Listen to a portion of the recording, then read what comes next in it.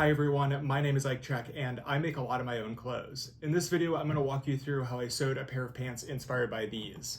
They're the style of fatigue trousers that were originally issued to the U.S. Army in the 19-teens through the 1930s. They were also issued to the Civilian Conservation Corps, or the CCC, during the Great Depression. I love this front pocket shape. With the pointed bottom and the curved pocket opening, I think it's so unusual and so interesting, and I think it's one of my favorite things that the U.S. Army has ever done. I'm so excited for these, so let's get started. First step, I laid out and cut the pants.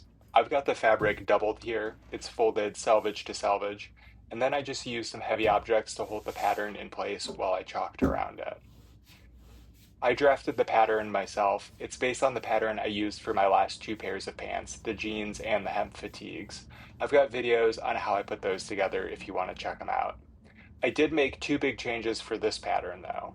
The first one was that I tapered the inseam. My jean pattern is pretty much parallel to the side seam from the knee down, but when I was looking at photos of originals, I could tell that the inseam had a distinct taper. The original pants seemed to be cut more like a traditional trouser pattern, with shaping on the inseam and the outseam, but I wanted to utilize the nice selvage on this denim, so I decided to keep the outseam straight. To get the taper, I added some width to the knee, connected that to the hem, and then blended that line up into the thigh. The other big change I made was the way the fly is constructed. The original seemed to have parts of the fly cut in one with the front, so I added a rectangle to the center front. I'll talk more about that later when I get to the construction of the fly. The fabric is a really nice 9 3/4 ounce Japanese selvedge denim that I got from Citron Jeans. It's definitely on the lighter end of what's used for jeans, but it seems like the originals were made out of a lightweight denim, so this seemed like a good choice. I also like a lightweight denim when it comes to pants. The denim is unsanforized, which means it has the potential to shrink quite a bit. I decided instead of doing a full hot water wash, which would have taken care of most of the shrinkage, I just threw it in the washing machine with cold water and no detergent, which took care of some of the shrinkage, but possibly not all of it, so we'll see what happens. I did this because I didn't want a fully washed denim look for this project. I wanted something that was still dark and had some structure, so I decided to accept the risk that they might shrink a little bit.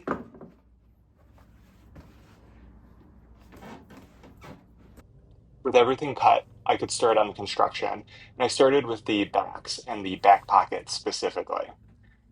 The first thing I did was hem the top of the pockets. I gave myself a 3/4 inch seam allowance on the top of the pockets, so I just turned and pressed the top edge at 3/8 of an inch first, and then I turned and pressed it again to finish off those raw edges.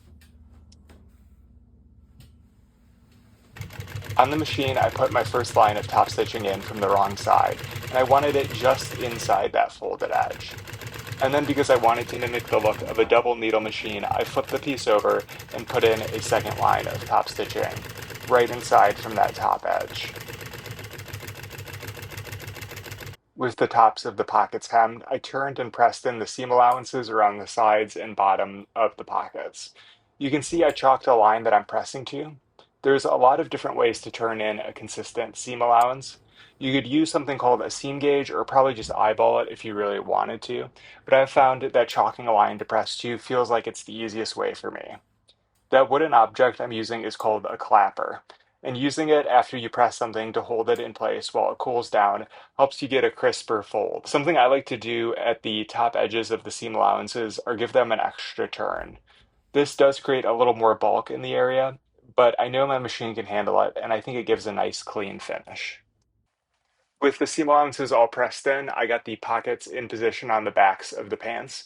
I sort of just eyeballed the position on the first pocket, and then I used a ruler to position the second pocket, making sure it's symmetrical.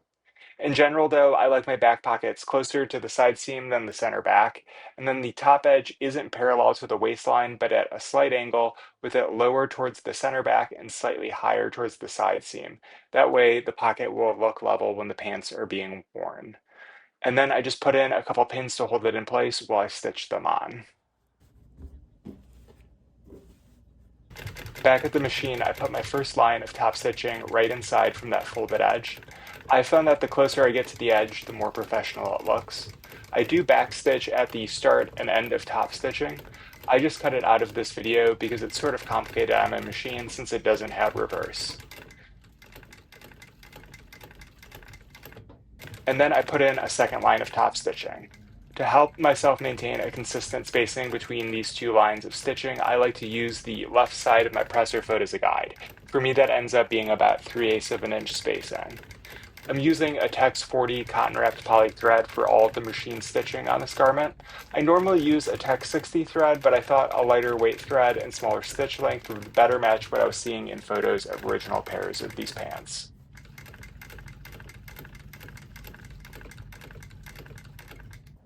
With the back pockets on, I joined the backs together with a flat felled seam.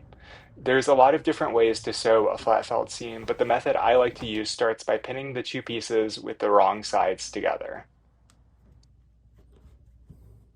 And then I'll stitch the two pieces together.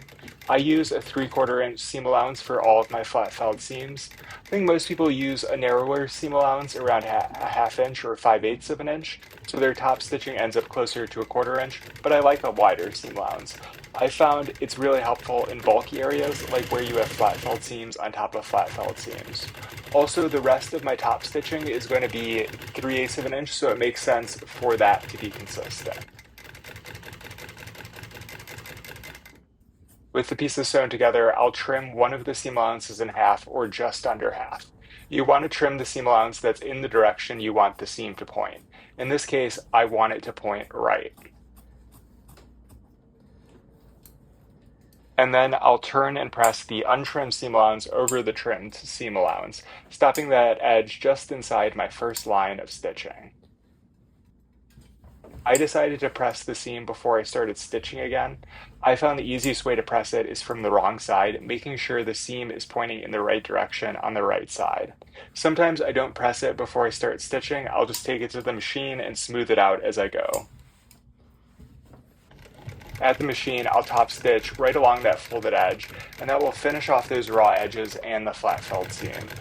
This is one of the older methods for constructing a flat felled seam on a machine, and it looks slightly different than the sorts of seams you see on a commercial pair of jeans, since it doesn't have that second line of stitching on the inside. Those sorts of seams are done with a double needle machine and a folder, and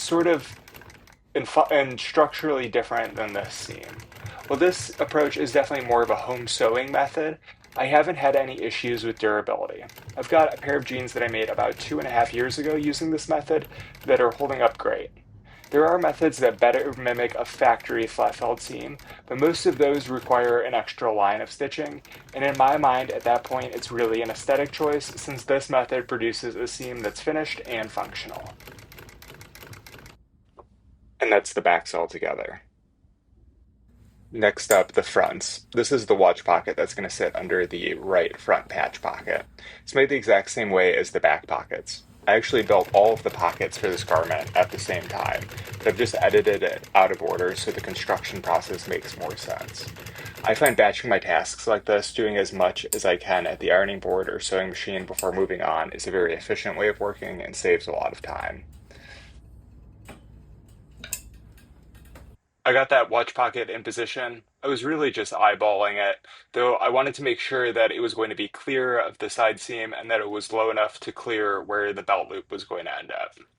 And then I just put a couple pins in to hold it in place while I sew it on. And then I went ahead and top stitched that watch pocket on all the way around the sides and the bottom, just like the back pockets, putting that first line of stitching just inside from the folded edge. And then I turned the piece around and added my second line of top stitching, using the left side of my presser foot again as a guide to maintain a consistent spacing between these two lines of stitching.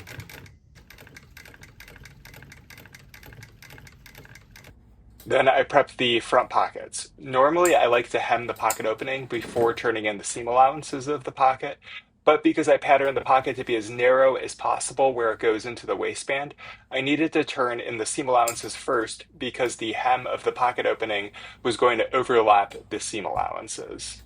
And then I double turned and pressed the pocket opening. Just like the rest of the pockets, I gave myself a 3/4 inch seam allowance, so I just double turned this at 3/8 of an inch.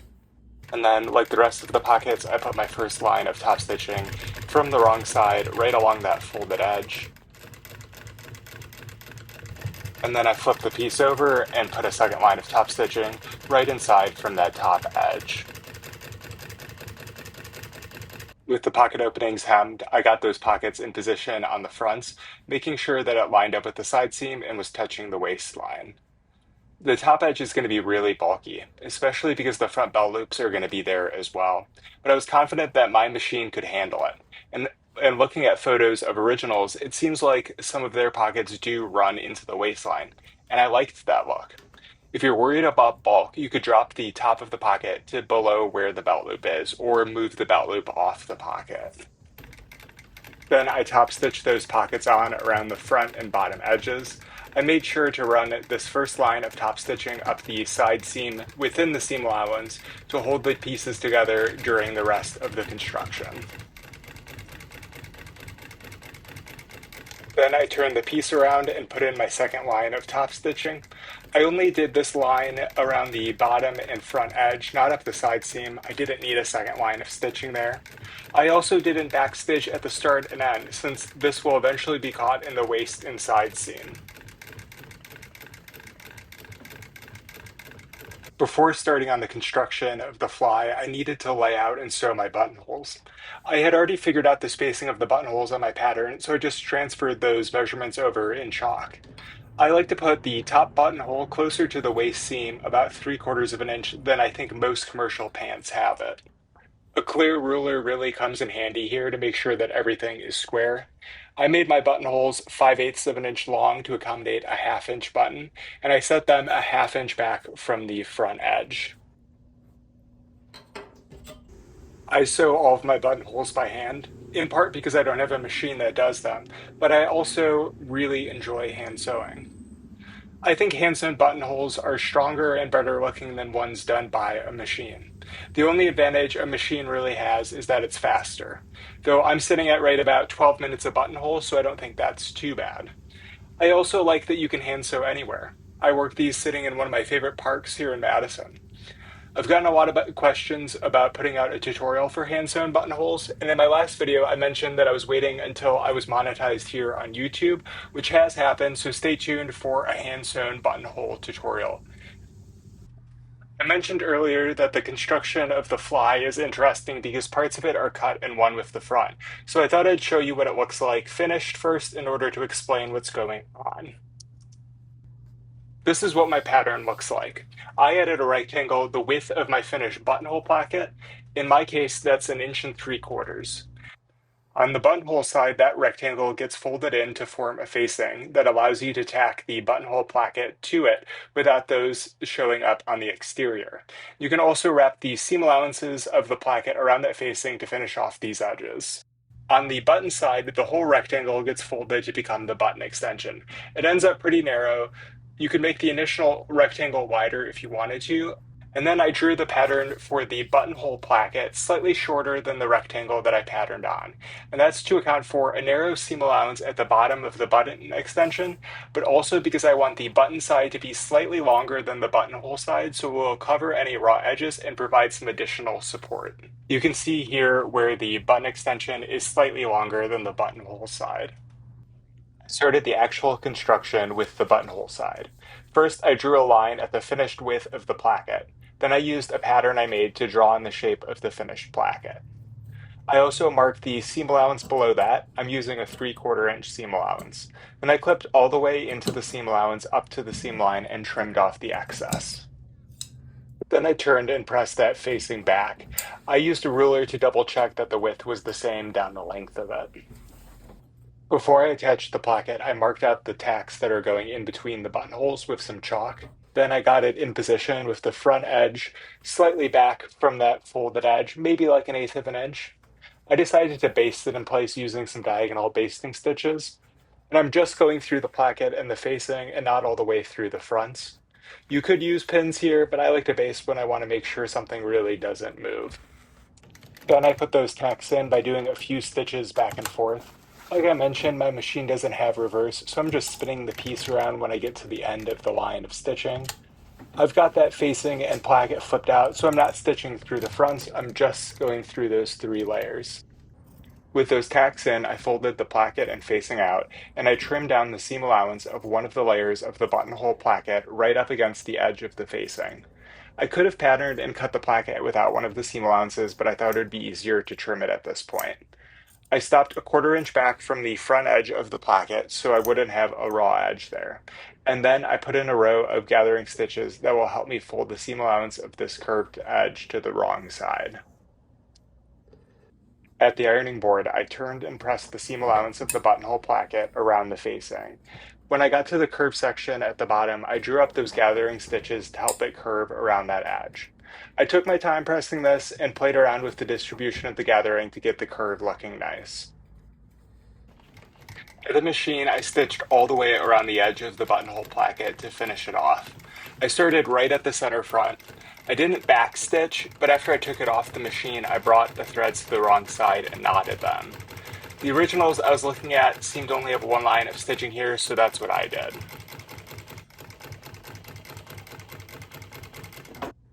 Moving on to the button side, I was sort of figuring out where I needed to clip into the seam allowance as I went.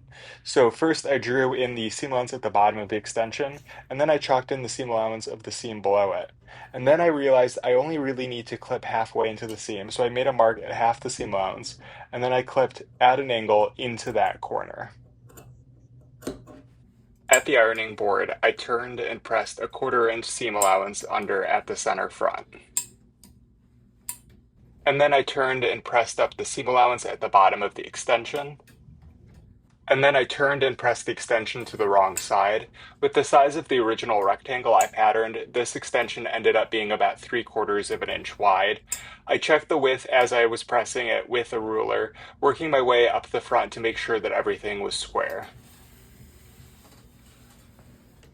To finish off the button extension, I top stitched right along that folded edge from the waistline all the way down to the bottom of the extension. And then I stitched across the bottom and then back up the center front to the waist. And then I joined the fronts together. I've got the button side on the table with its right side facing up, and I put the buttonhole side down on top of it with the right sides together. I made sure that everything was aligned. I want the center front of the buttonhole side to be a little back from the button extension.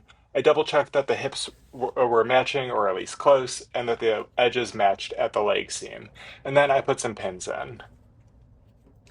I started stitching right under and slightly back from the folded edge at the center front of the buttonhole side, and I stitched all the way down to the leg seam. I did backstitch at the start and end of this seam. And then I trimmed just the seam allowance of the buttonhole side in half or just under half. And then I turned and pressed the untrimmed seam allowance from the button side over the trim seam allowance of the buttonhole side. With the seam allowance pointing towards the buttonhole side, I top stitched from the right side, right along that seam up towards the fly.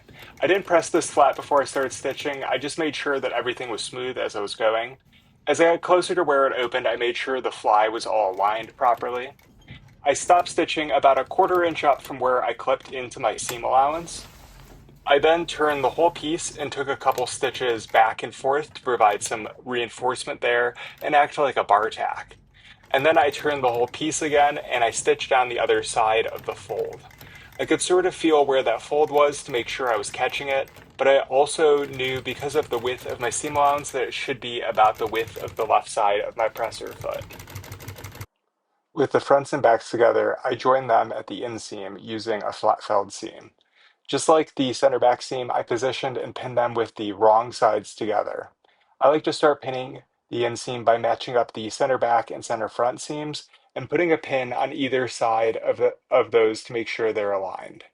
And then I'll pin and match the hems, and I'll work my way up the inseam just in case the front and back legs ended up at different lengths. I can work out the excess along the thigh where the fabric is cut on an angle and thus a little bit more stretchy. At the machine, I stitched the whole inseam together in one go, starting at the hem and working my way up towards the center front, center back seams, and then down towards the hem again. I'm using a 3/4 inch seam allowance here, My machine doesn't actually have a numbered seam guidelines on the plate, so I just use a bit of masking tape as a seam guide. Then I trimmed one of the seam allowances in half, or just under half. In this case, I trimmed down the back seam allowance since I wanted the flat felt seam to point towards the back. And then I turned and pressed the untrimmed seam allowance from the front over the trimmed seam allowance from the back. Where the center front and center back seams meet is really bulky. Off camera, I used a hammer to help flatten it out and make it easier to sew. And then I actually like to go back in with an iron to make sure everything looks nice and is folded in before I start sewing. And then just like on the center back seam, I top stitch right along that folded edge to finish off the raw edges and complete the flat felt seam. I don't think I actually pressed this seam flat before I started stitching, just made sure everything was flat and smooth as I was going. Once the inseam was sewn, I could work on the side seams. I positioned them with the right sides together, and I started pinning them by first matching up the hems, and then I put a couple pins up the leg, and then I matched up the waist and put a couple pins down the leg before starting to pin my way back up the leg. This just helped me make sure that everything was aligned and evenly distributed. At the sewing machine, I stitched those together. I'm using a 1/2 inch seam allowance here. It really doesn't need to be any wider than that. You can see I added another piece of masking tape at 1/2 inch to act as a guide for sewing the side seam and putting on the waistband, since I'll sew that on with a 1/2 inch as well. I ended up trying them on after I stitched up both of the side seams, and I felt like the waist was a little big, so I ended up taking them in a little bit at the waist, and then I blended that back into the side seams.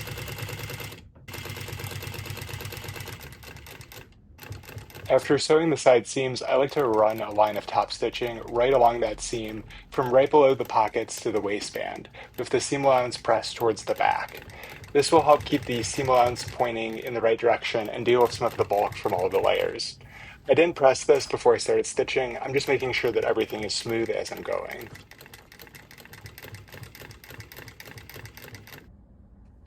Before I attach the waistband, I need to finish off the hip curve that's not on the selvage. I decided to do a blanket stitch by hand here. The easiest way to finish these would probably be with a serger, but I don't have one and I don't particularly like using them.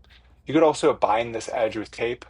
On the originals, the whole outseam is done with a flat felled seam, but like I mentioned earlier, I wanted to utilize the selvage. I also like hand sewing, and each hip took less than 5 minutes to do.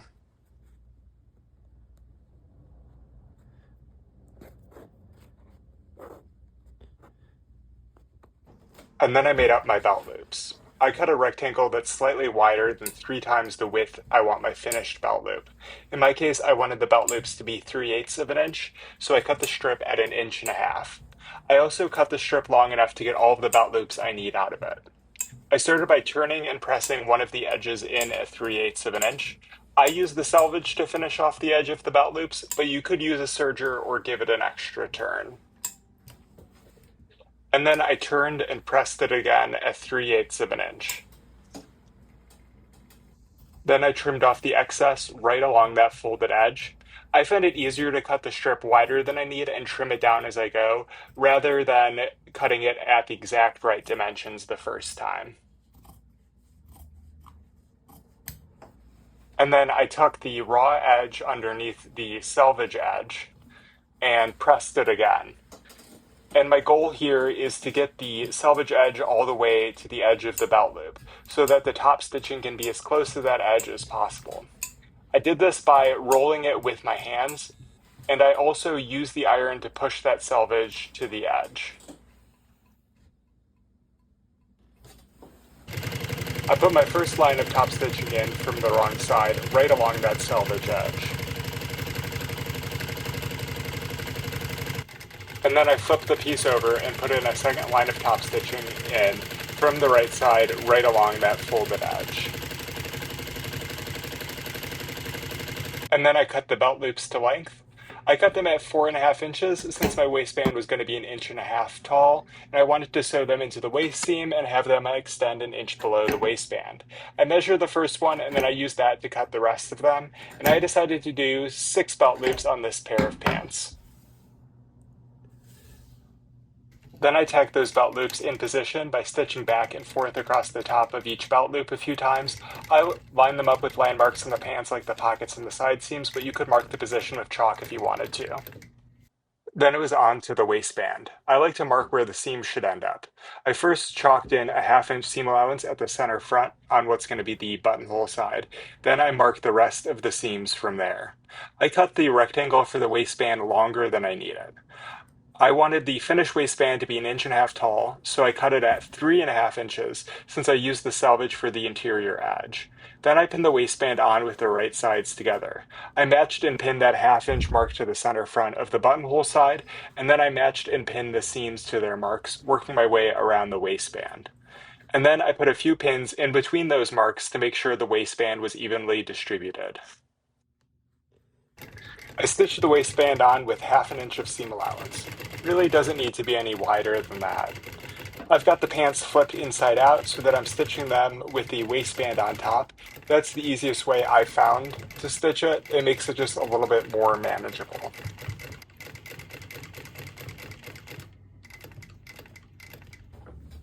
At the ironing board, I press the seam allowances up towards the top of the waistband. I've got a tailor's ham underneath here, just makes it a little bit easier to press it. And I like to start at the center back and then work my way towards the fronts. Then I turned the pants inside out, and I made sure the seam allowance on the waistband was pressed in before turning and pressing the seam allowance at the center front in, wrapping it around the seam allowance of the waist seam. I gave the top and the bottom of the seam allowance here an extra turn. This definitely created some additional bulk, but I wasn't too worried about it, and I thought it might give a cleaner finish. Then I moved on to the other center front. I made sure the seam allowance of the waistband was pressed in. I mentioned that I cut the waistband longer than I needed, so I trimmed that down. And then I turned and pressed in the seam allowance at the center front. Then I turned and pressed the whole waistband in half. I want that bottom edge to just cover my first line of stitching. I like to press both of the center fronts in half first, pressing part of the way back towards the side seam, and then I'll turn and press the center back, and then I'll press the parts of the waistband in between. This just helps me make sure that the waistband is pressed evenly. I made sure that the front edges were aligned, and then I went in with a line of basting stitches just above the seam allowance to hold this in place while I top stitched it. You could use pins here, but I think basting gives me a little more security that nothing is going to move. And it also lays a lot flatter than pins do. As I was basting, I was double checking that that bottom edge was where I wanted it, which was right over my first line of stitching. Then from the right side, I top stitched all the way around the waistband to finish it off. I like to start and finish under a belt loop so it's less noticeable where that happens. This first line of stitching right along the bottom of the waistband should catch the bottom edge on the inside. I didn't have to redo this waistband, but I have had to in the past because things weren't aligned and that edge didn't catch. Or the edge at the center front, that sometimes is tricky as well. I've got the pants turned inside out. I found that's the easiest way to sew this.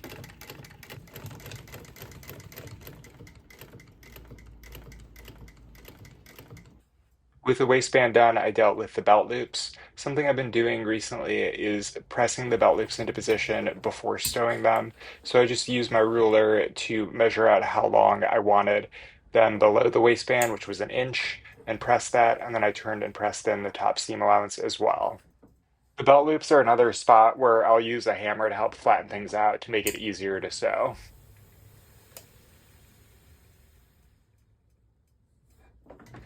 To tack those in place, I just stitched back and forth across the top and bottom of each belt loop a few times. With the waistband done and the belt loops on, I pressed open the side seam. I used a sleeve board here to make it a little bit easier, and I pressed all the way to the bottom of the pockets where I put that line of top stitching in over the hips. And then I turned and pressed up the hem. I gave myself 1 inch of seam allowance, so I turned and pressed at 1/2 inch. I like to start at one of the seams to make sure everything is aligned. And then I turned and pressed it again to finish off those raw edges. The flat felt seam at the inseam is bulky, and it's another great place to hammer to help flatten things out and make it easier to sew. Then I stitched all the way around the hem, right inside that folded edge to finish it off. I like to start and finish at the inseam, that way if the line of stitching doesn't line up, it's less noticeable. I've got the pants turned right side out here, I found that's the easiest way to stitch this. And then that was all of the machine work finished. I drew out the last buttonhole on the waistband with some chalk, and then I did my best to get the fly aligned so I could mark out the fly buttons. I used a chalk pencil I got at an art supply store. I ended up having to go back and redo these because things weren't in the right position.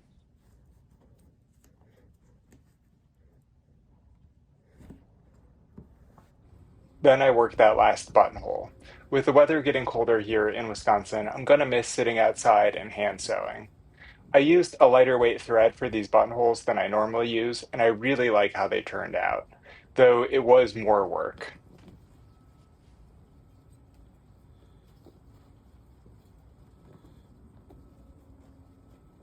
And then I attached the buttons. I'm using a single length of heavy wax linen thread here.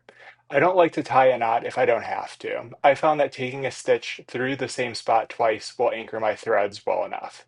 You could bury the tail of the thread if you really wanted to, but it's going to be underneath the button. I threaded on one of the buttons and then stitched through the opposite hole, passing the needle to the wrong side. I did that a few times, passing the needle from the back to the front and then the front to the back.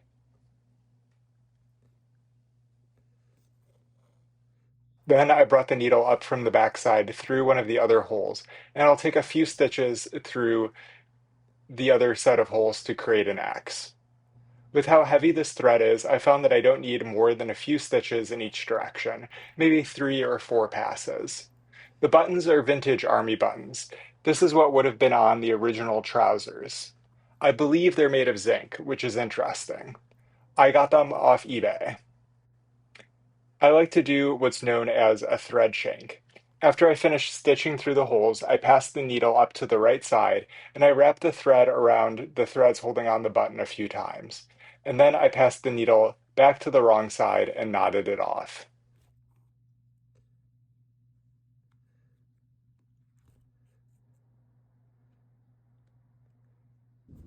The last thing I did was attach this label I made with my initials. It's inspired by the laundry marks that you see on things like shirts in the 18th and 19th century. I cross-stitched it by hand in blue silk on some hemp canvas. I drew inspiration for the pattern of the letters from samplers from the 18th and 19th century, and I'm using a herringbone stitch to attach it. With my label on, this project is all finished.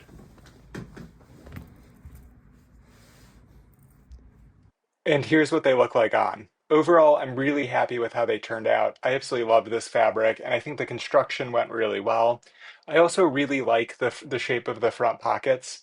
There's two issues that I'm seeing though. One is the fit over the hips. I think because I took in the waist, it caused some issues with some excess fabric over the hips.